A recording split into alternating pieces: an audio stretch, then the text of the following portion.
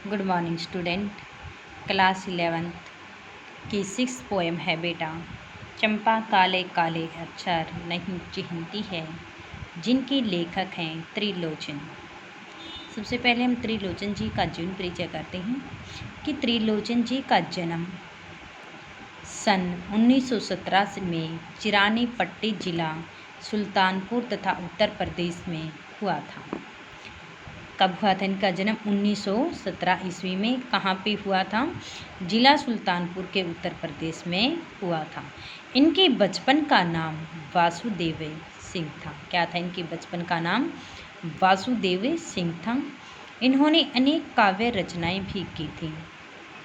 काव्य के साथ साथ गद्य के क्षेत्र में भी इनकी लेखनी की प्रवीणता कुछ नहीं है। साहित्य की अनुपम रचनाओं में इन्होंने साहित्य अकादमी नामक पुरस्कार से भी इनको सम्मानित किया गया था। इन्होंने महात्मा गांधी पुरस्कार से भी सम्मानित किया गया है। श्लोक सम्मान की प्राप्ति इनकी महत्वपूर्ण उपलब्धि भी मानी जाती है। फिर इसके बाद में इनकी काव्य रचनाएं धरती शब्द, मेरा घर, तुम्हें सूखता बुलबुल, ताप के मथे दिन, उस जनपद का कवि हूँ आदि इनकी प्रमुख काव्य रचनाएं भी हैं। इसके बाद में इनकी गद्य रचनाएं हैं। इनकी भाषा शैली, त्रिलोचन जी की भाषा शैली सहज व सरल भी मानी जाती है। बहुभाषा विज्ञ शास्त्री भी सहज व सरल भी मानी जाती है। इनकी भाषाओं में शब्दों का समावेश भी हो गया है। बोलचाल की सामान्य बोलचाल की भी भाषा है। अनुप्रास, रूपक आदि अलंकारों का प्रयोग भी किया है।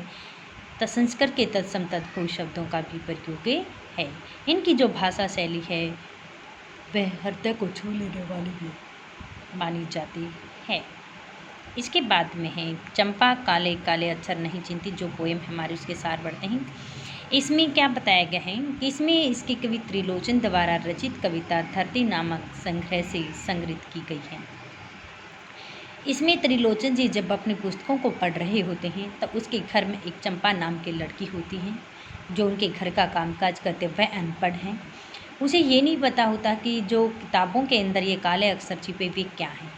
जब त्रिलोचन जी पढ़ रहे होते हैं तो वो ध्यान से सुन लेती है भी इन काले अक्षरों के अंदर ऐसा क्या है। जो त्रिलोचन जी तरह तरह की जो ध्वनियाँ होती हैं वह ध्वनियाँ निकाल रही हैं, सब स्वर निकल रहे। वह चुपचाप उन्हें क्या करते हैं, सुनती रहती हैं।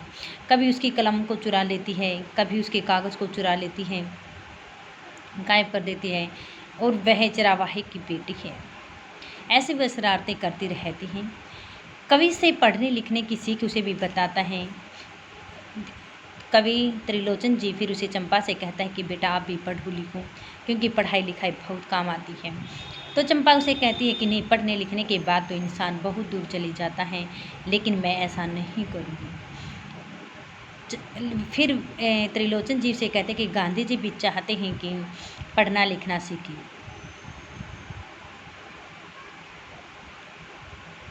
तो उसे कहते कि जैसे शादी के बाद में यदि तुम्हारा पति कलकत्ता गया हो तो वह तुम्हें संदेश भेजता है तो तुम उसे कैसे पढ़ पाओगी।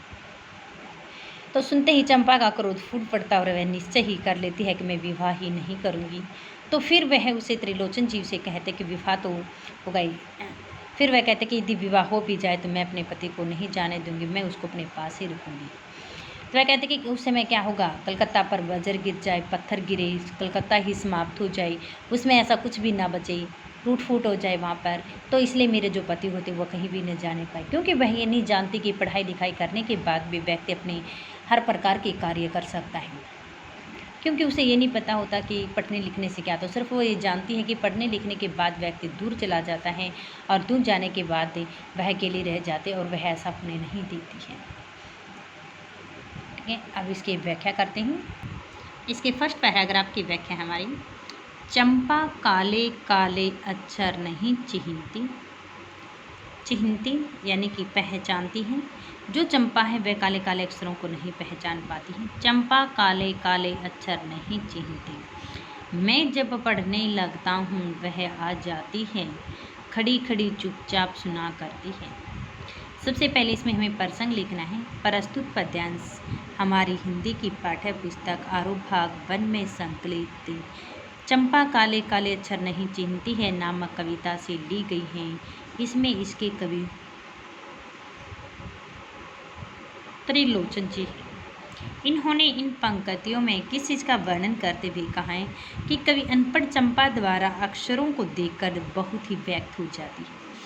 जब कवि पढ़ रहे होते हैं तो उस समय चंपा उन काले काले अक्षरों को देखकर उसे आश्चर्यचकित होता है, हैरानी होता है किस प्रकार से ध्वनियाँ इनमें से निकलती है। उसके बारे में बताते हुए कवि कहते हैं कि इसमें इसके कवि त्रिलोचन जी चंपा को निरक्षरता का उजागर करते हुए कह रहे हैं कि चंपा काले काले अक्षर नहीं, अक्षर होता है अक्षर, कि जो चंपा है वह काले काले अक्षरों को नहीं पहचान पाती है, अर्थात उसे पढ़ना लिखना नहीं आता है, उसे अक्षरों का ज्ञान नहीं है।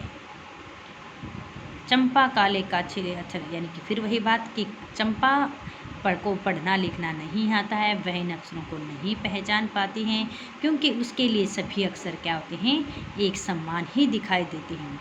कि हमारी शिक्षा में अक्षरों का स्वरूप केवल क्या काले रंग का ही नहीं, रंग का ही है, उसे सभी क्या होते हैं, काले काले धब्बे धब्बे से दिखाई देते हैं और वह उन्हीं को क्या करते हैं, पहचान नहीं पा रही है। मैं जब पढ़ने लगता हूँ वह आ जाती है। तो त्रिलोचन जी कहते हैं कि जब मैं पढ़ना अपनी किताबों को लेकर पढ़ने के लिए बैठ जाता हूँ तो उसी समय मेरे पास वहाँ पर चंपा आ जाती है। खड़ी खड़ी चुपचाप सुना करती हैं और वह मेरे पास में खड़ी होकर के मेरे द्वारा बोले गए सभी एक एक अक्षरों को, शब्दों को वह ध्यान से सुनती रहती है। उसे बड़ा अचरज होता है और फिर क्या होता है, जब वह मेरे द्वारा पढ़े गए इन काले काले अक्षरों को ध्यान से सुनती हैं तो अचरज और आश्चर्य हैरानी, तो उसे बड़ी आश्चर्यचकित हैरानी भी होती है।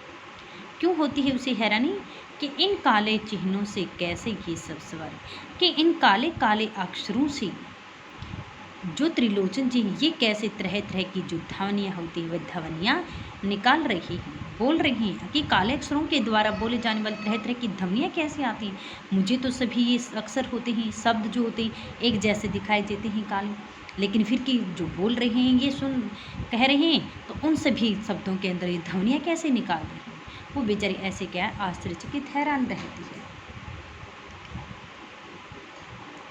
निकला करते हैं इन काले चिन्हों से ये कैसे सवार निकला करते हैं। फिर ध्वनियाँ निकल रही हैं, फिर वह अक्षरों की ध्वनि के समझ को शब्दों को नहीं समझ पाती हैं, फिर वह सोचती है, आश्चर्यचकित हैरानी उसे होती रहती है कैसे ये सवार निकला करते हैं। तो उसी समय वह आश्चर्यचकित हैरानी होकर के चंपा वहाँ खड़ी होकर के सुन रही है कि इन काले काले शब्दों से, चिन्हों से, निशानों से कैसे ये त्रिलोचन जी अलग तरह तरह की ध्वनियाँ निकाल रही हैं, कैसी आवाज़ इनके मुख से निकलती है। मैं तो समझ ही नहीं पाती कि कैसे अक्षर निकलते हैं, मेरे लिए तो सभी अक्षर क्या एक समान होते हैं। इसके बाद में आता है इन पंक्तियों का यदि काव्य सौंदर्य स्पष्ट कीजिए। तो फर्स्ट लाइन लिखनी है आपने, कवि ने निरक्षर चंपा को हैरानी से बड़ा ही स्वाभाविक निरूपण किया है। इसमें पुनरुक्ति, अनुप्रास आदि अलंकारों का प्रयोग किया गया है। शांत रस है, प्रसाद गुण है, भाषा सहज व सरल भी मानी गई है।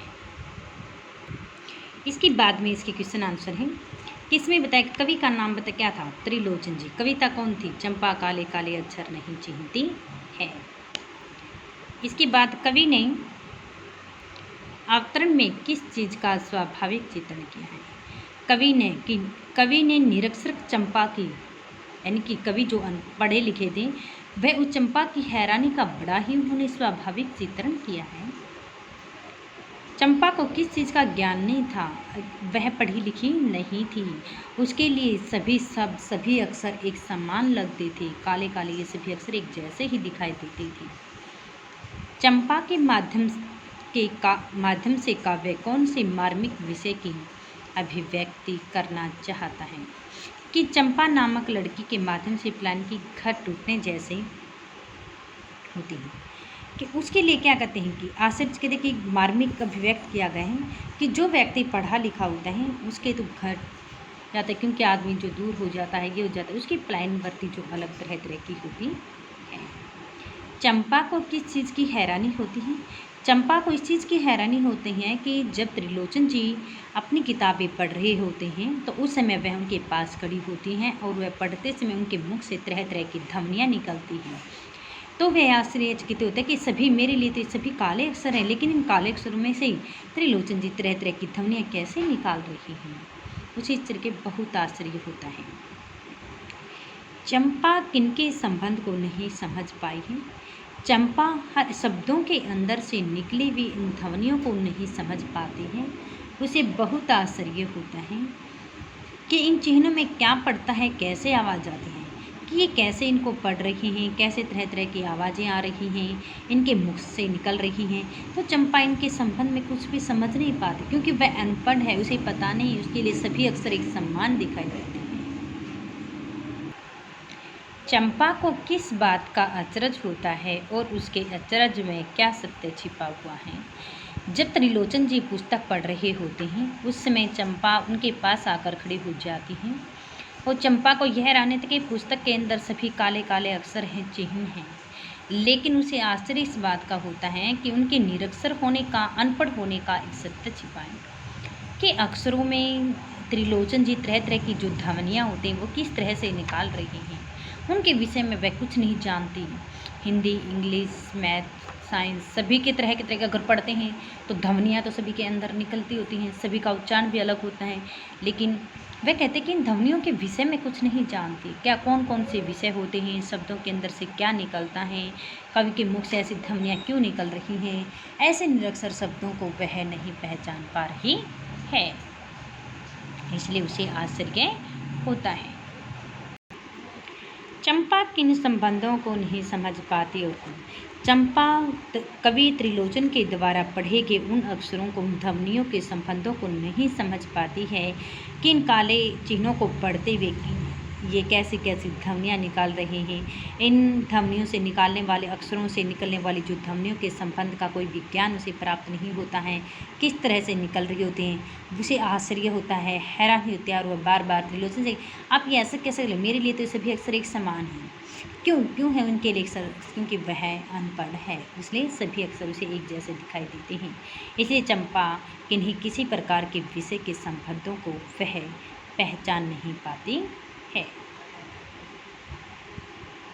क्योंकि उसके लिए तो क्या होता है, सभी अक्षर एक समान है। तो इसका हमने क्या किया है, जीवन परिचय, फर्स्ट गद्यांशों के क्वेश्चन आंसर, और ये 2 हमारे परीक्षा उपयोगी क्वेश्चन आंसर हो चुके हैं। ये हमारे राइट प्लस लर्न।